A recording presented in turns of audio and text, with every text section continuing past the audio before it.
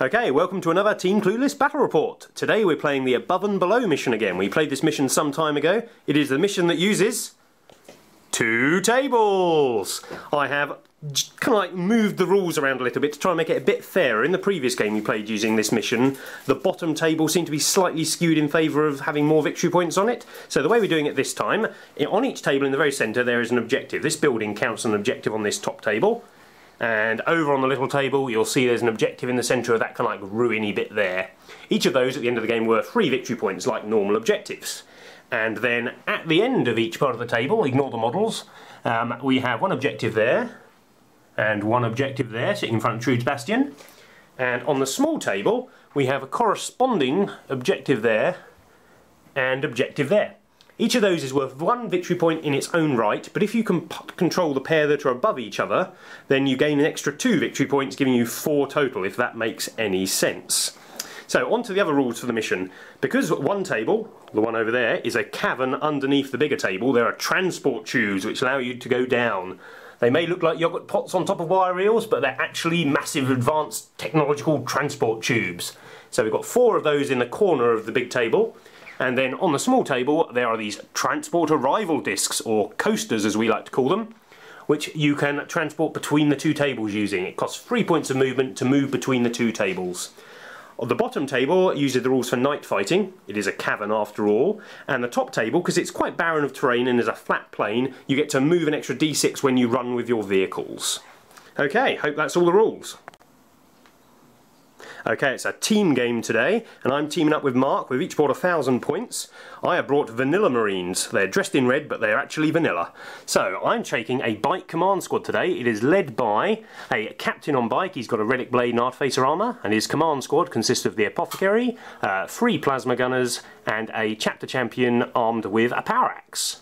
For troops, I have a small scout squad with cloaks, sniper rifles, and a missile launcher. I have a very basic tactical squad with a las cannon and a flamer. I have 2 basic Predator tanks, just with the autocannons. Oh, one rule I forgot to mention. On the top big table, heavy support units can score, so there are 3 objectives up there, and these tanks are nice and cheap and can score. I also have a Storm Talon, which when you see Chris's army, you'll realise wasn't the best choice. Okay, this is my tower army for the day. I have a leader, he's got Black Sun filter, a shield drone, missile pod, plasma rifle, and he's going to be going around with 2 boys with the similar setup. Behind him I've got 2 sets of 2 crisis suits with twin link missile pods, flamers and a shield drone each. For troops I have 8 fire warriors with no upgrade, I have 10 fire warriors, they've got a team leader with a Black Sun filter. For heavy support I've got the obligatory 2 broadsides with 2 shield drones, and I have a hammerhead with the awesome new disruption pods. And welcome to the Imperial Guard, where you get a lot more miniatures for your 1,000 points than the other boys do. So I've got a platoon command squad. The fellow at the front who looks like a commissar is actually Colonel Iron Hand Strachan, because we're going to get up close and messy. He's got 3 plasma boys with him as well. Alpha C, that's a company command squad even. Platoon command squad here, 3 grenade launchers. A infantry squad with a flamer, and exactly the same again. And a squad of veterans with 3 melters. The meat of this up top will certainly be the 2 Lehman Russes. They've got no sponsons on them. The sponsons are unloaded, so it's battle cannons and las cannons. That's right, the demon-possessed legs return in the form of a scout sentinel with a las cannon on him. Lots of las you'll be detecting. Including this nice Vendetta with its 3 twin-linked las cannons. And Mike's new best friend, the Hydra, which will be taking his Storm Talon out of the sky the moment it appears. Yeah. And finally we have the Blood Angels contingent. As you can see, they fit in a single box for 1,000 points with loads of room to spare. There is Mephiston, because he's lovely and everyone enjoys him. There's 2 5-man assault squads. One has a flamer, one has a flamer, and his chap has the melter bombs as well. There's a 5-man devastator squad, all with las cannons, and of course he doesn't need anything else because he's just going to give them instructions. They come with the Bastion, so we're going to be sitting on top of it with its Icarus las cannon popping. You sense a las cannon theme going on. I'm not quite sure what happened. He's actually a Furioso Dreadnought. They just painted him black in preparation for him going a bit potty. And he has blood talons. And over here we just have your regular dreadnought with a missile launcher. Okay, this is our setup. Chris and Trude have won the role. Well, we actually won the role and made them go first and set up first. So they've taken this side of the board over here, which corresponds on the little table to this side down here. You can't set up on the small table, so you have to move down there on your first turn or later. So they've set up a load of stuff around one of the transport tubes, ready to obviously head down. They've got a lemon rust here, a dreadnought there. They have a firepower dreadnought hiding behind there with a sentinel. A huge wodge of las cannons on top of a bastion. Another load of stuff all crowded round the transport tube, and over there's another lemon rust and a hydra hiding behind it. Mark and I were quite jammy on the old warlord table, and we managed to make it night fighting turn 1, which is really handy as they had more firepower than us and we were quite scared of those lemon russes. So that's pretty handy. We've got some scouts who have infiltrated the top of this building here. We've got a predator at the back with some broadsides using their monstrous range. We've got half a tactical squad with a las cannon on top of this one, some fire warriors on top of this one. Got our hammerhead over there providing cover to a couple of crisis suits behind it. We have a crisis suit team in the other half tactical squad ready to move down turn 1. Another predator there, and then in the centre here we have the bikes who are again making a move for the transport tube, but hopefully staying out of range using the night fighting, and another fire warrior squad there. We decided we're not going to seize the initiative, so it'll be on to turn 1.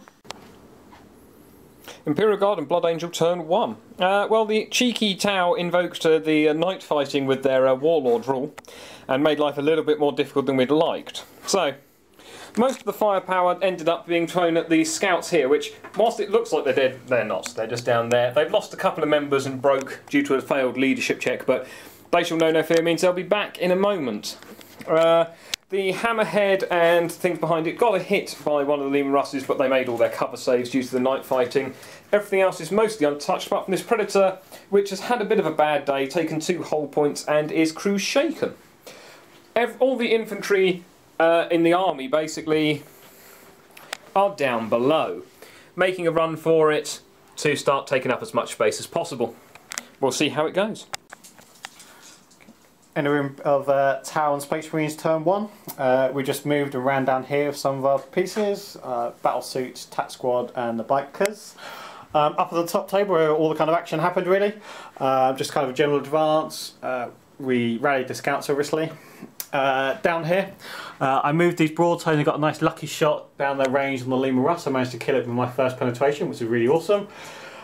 We attempted to shoot the Hydra with these battle suits down here, the autocannon here and the las cannon, and didn't do nothing.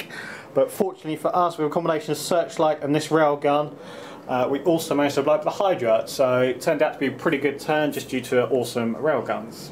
End of turn 1.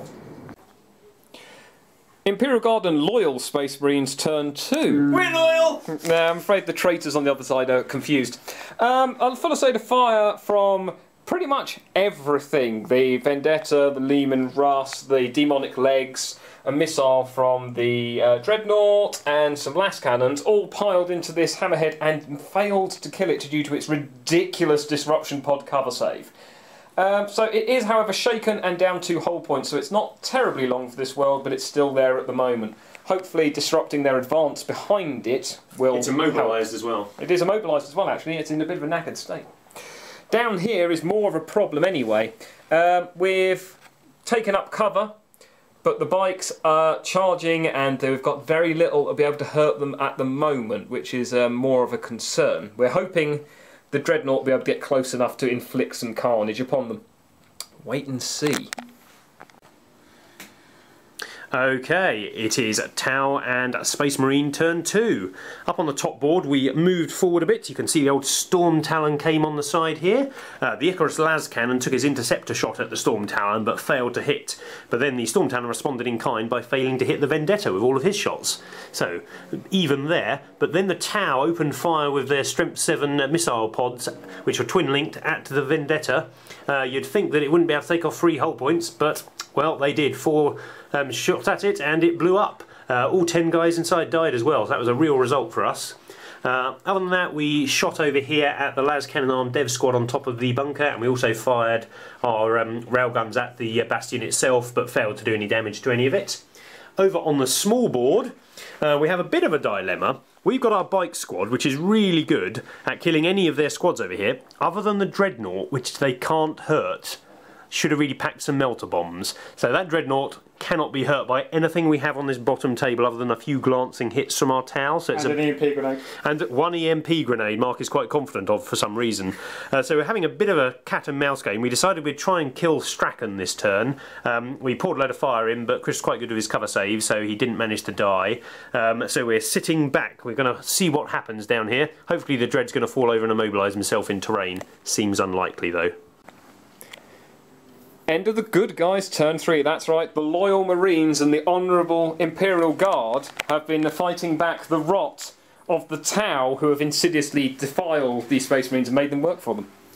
So what happened this turn? Well, as you may see, the hammerhead is no more. It has been dropped by the fullest aid of las cannon fire from this gorgeous unit up here who've been doing some good little work. The scouts unfortunately remain untouched this turn. They've taken a lot of pounding, but they're surviving. The Leman Russ actually got to fire and get some good result this time, putting a whole point on here and wiping out the unit behind it. So that's 2 broadsides gone, battlesuits, crisis people, them lot, they're dead. Otherwise, up here, Mephiston has come on the board, shot that Predator in the back with a plasma pistol and destroyed it. Down below, things remain pretty much as is. The Dreadnought has moved forward running to get closer to these bikes ready to go into close combat, and combined fire from this unit, and the plasma guns, really it was the plasma guns in the end, took out 1 bike. Only 1, but that may help swing the tide otherwise. Beyond that, all is the same. Not a bad turn though, things are a little bit more even than they were looking at the end of turn 2. Okay, end of our turn 2. So obviously, as you know, Mephiston turned up last turn and he's going to cause us massive problems. The broadside tried to fire at Leman Russ, but he made his cover save. These guys tried to shoot Mephiston and the bolter managed to take a wound off. These guys tried to hit Mephiston but did nothing. My suit team has jumped down the other board from here. This Predator done nicely and took a whole point, 2 whole points off and the multi-melter off that Dreadnought. The Storm Talon gunship has also killed a couple of Marines up here with the las cannons. And that is the end of this board up here, so we're just going to panic about this annoying bastard. Down here, these Fire Warriors have engaged these Guardsmen and killed about 3 or 4. The captain has left his unit and was aiming to go for Strachan. Unfortunately, he shot and killed both the plasma gunners, which means he couldn't make the charge he couldn't see. So that didn't go as we planned. Down here, my plasma and missile pods failed miserably. However, the Bolton Marines kind of stepped up and killed 4 of the Marines down here. In fact, no, I killed 1, but he killed another 3. Down here, we charged into the bike squad. The bike squad charged into Imperial Guardsmen, killed quite a few, but they're fearless thanks to Strachan. So that is the end of them, and these guys are now down here. End of turn 4 for the good guys up here.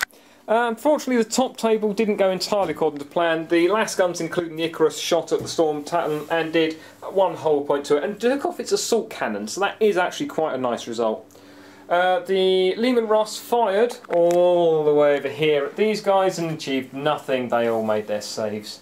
Mephiston charged over here, shot 1, killed 1. Unfortunately, his charge range, because they're in cover, he just didn't make it, so he's down there. Though their Overwatch didn't do anything. Realistically, that wasn't much of an event up top. Down the bottom was more fun. So you say? Indeed, I do. The Imperial Guard shot the captain that you may notice is missing here, caused a wound to him. This will turn out to be quite useful later on. Lots of other things around here also shot, some bolt pistols and a missile launcher, not doing a great deal. Then Strachan, dear old Strachan-y poos, charged the bike captain and tore him a new hole, taking no wounds in return. It was some spectacularly lucky rolling by me and some really unlucky rolling by Mike that saw the bike off. It'd have been okay for those meddling kids. The other bike unit, obviously not a great surprise, slaughtered an awful lot of Imperial Guardsmen, but the Dreadnought went through them like a hot knife through butter, and in just a couple of rolls of those Blood Talons, they're gone. The lone Assault Marine bravely, because he's a Blood Angel, charged psychotically towards the enemy and got himself killed for it.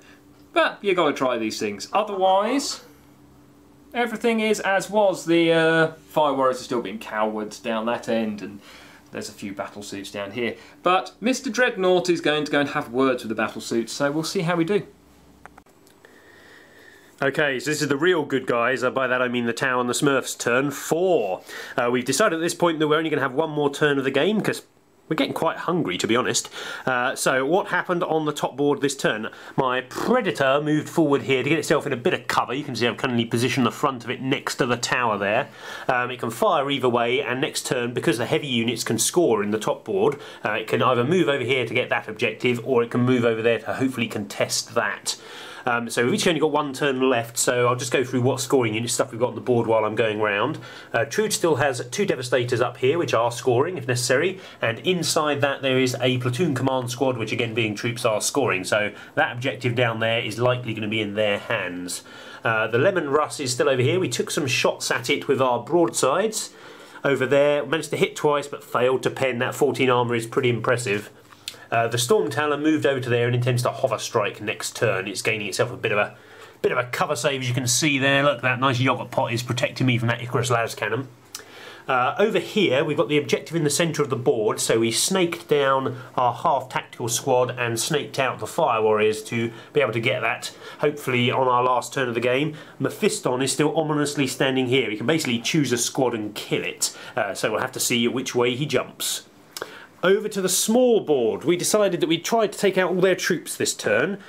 So my tactical squad there managed to fire on the lone guardsman who is hanging around next to Strachan, managed to gun him down in a hail of bolter fire.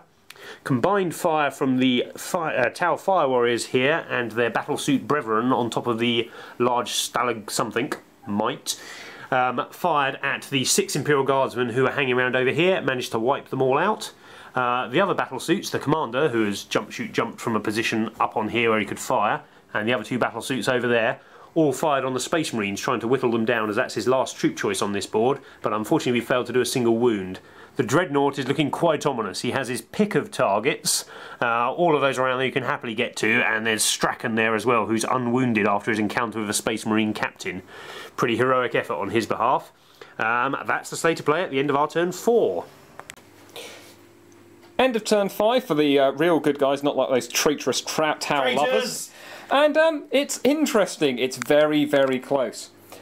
These boys have stepped out to take this objective. Hopefully they can survive for this turn. And this Storm Talon may have other ideas, though. We will see. The fire from these las cannons immobilised the Predator, which was their last-ditch charge to contest that. So it's do or die time for those boys. Yeah, you'll notice the Fire Warrior C that was here has now been replaced by a model of Mephiston. It's a common sight in many games. You remove the enemy unit and you place Mephiston there instead. Yeah, he cut them down easily. And now he's contesting that objective. Down in the lower table, things were all equally interesting. We've moved up to control this objective, which if we continue to control the other one will give us 4 victory points, which hopefully will be good. Over here, Strachan has locked these 2 crisis suits into close combat to stop them having an effect on these boys over here. And the Furioso Dreadnought with the Blood Talons just chopped them to fish bait. The tactical marines are gone. It's not a terrible shock. Otherwise, everything else remains untouched apart from 1 dead Fire Warrior. It was a cheesy shot from the missile launcher on this guy, hoping to maybe, possibly, just maybe break them, but it wasn't to be. It's very close. Let's see what the boys can do. Okay, this is end of Tau Space Marine turn 5. The game is over, but it isn't decided yet. We've got 1 die roll to make at the end. It's come down to 1 die roll to see who has won. I'll quickly go through what happened on this turn. So we really needed to get them off this objective down here. You can see they've got 4 of their platoon command squad down there. There was 5.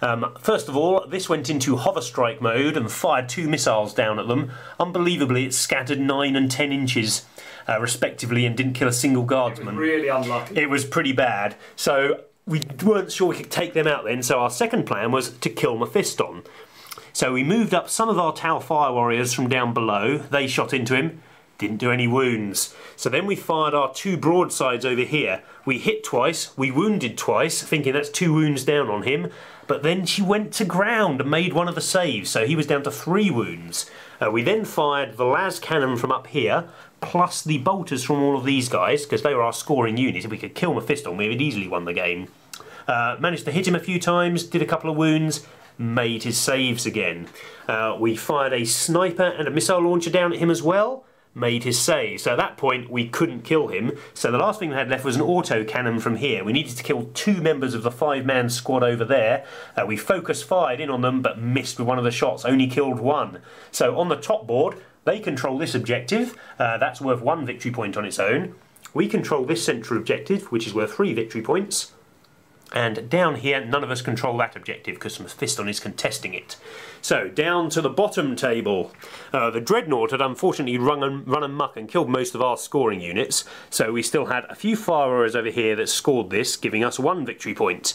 Over this side of the board, they had a squad of 5 assault marines who were scoring that. That gives them 1 victory point, and because they control that one and the one that is directly above it, they score a bonus 2 victory points. So they have 4 victory points total from that, and we have 4 because we got that objective and the one in the centre of the table. So at the minute we're drawing on victory points. So then we go to the secondary objectives. We got the first kill of the game when we killed the Hydra over there, but they have killed our Warlord, who is our bike captain. So then the last one we can score is getting into their deployment zone. Unfortunately, as you can see, we only have a vehicle over there, which does not count. And they have Mephiston here, meaning they are 1 victory point up. But because down here we managed to kill 2 of their assault marines, they have to make a leadership check. If they fail this, leadership 9 it is, then they have lost the game. If they make it, they have won. This really has come down to the last roll, folks. No! It's a 7. Well done, Chris and Trude. It's actually an 8. It's an 8, but that's still enough. Nice. Well done, guys. Okay, we're just going to do a quick brief discussion about how we felt the mission went. As I say, we'd played this mission once before, myself and Paul, and it was a little bit one-sided in that the bottom table had more victory points at the time, because I'd thought that there were other rules which would mean you'd want to go onto the top table, but I rewrote the mission and tried to rebalance it a bit more with the heavy support scoring on the top table, and also having the victory points better spread with the fact that if you controlled 1 above and 1 below, you got 4 victory points, which proved quite pivotal in this game. How do you guys think it went? Excellent. It was really close. It was definitely, and you definitely had to play both tables. Yes, that's what I was aiming for with the missions. I was really pleased with that. Totally had to play both tables. Because 2 times we both kind of like swapped between, didn't we? Because you went down heavy to start with. The first turn was tragically bad for us. Yeah. Lehman Russ, the Hydra, and a few other things. I think it was turn 3 that it really swung back in your favour when you killed a couple of our vehicles, and I think you broke something else as well that really swung back. Hammerhead, the 2 broadsides. And that really changed things. Down there, wasn't it? Yeah. So yeah, it was very twos and fro's, and as we've just seen, it come down to a final dice roll. Final die roll. I mean, our main problem was that Dreadnought on the bottom table. I mean, I looked at Mark on like turn 2 when we knew the Dreadnought was down there and our stuff's down there. I was like, how are we going to kill that, Mark? And Mark's like, not sure, Curly. I don't have anything that can hurt it. And I'm like, well, neither do I.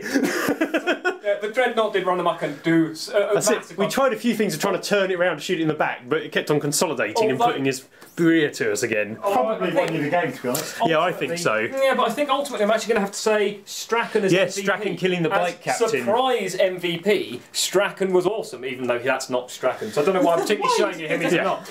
But yeah, killing the bike captain is really important because he could have killed any one of your other units. Absolutely. But he just walked in there and mullered him. Taking out the bike captain that easy really helped us. But I think all units played a part in this game. There were no units who really sat to the side and weren't important. And to be fair, the Imperial Guard did their job, as in all Fluff World, of being human meat shields. Yeah. So few of them actually survived, but they absorbed the fire for the Space Marines to then take the victory. So it worked as it should do. That's it. Completely wiped out Curly down here. I've just realised that. Yeah, the bike squad went. That Dreadnought is just so powerful. The bike squad, I was confident to kill anything on the table other than the Dreadnought, and the Dreadnought just went, well, dead. I was quite terrified of the bike squad, so it was the Blood Talons for the win. They're so good. That was glorious. The amount of damage that thing did was brutal, but it did an expected amount of damage. It was carnage incarnate, but that's what it's there for. But overall, I was really pleased with the mission. It worked very well. Yeah, Definitely play again. Yeah, unlike my last game with the Tyranids, there was no moment in this game when I felt useless. This really works so much. I mean, your tanks, we kept on rolling really well to damage your tanks early game. Start, and then towards the end, he just died. To the end, we just couldn't hurt stuff. Well, you started losing railguns by then. I've only lost one railgun. I've still got my 2. Yeah, we've got these two. These are a bit impotent the last couple of turns.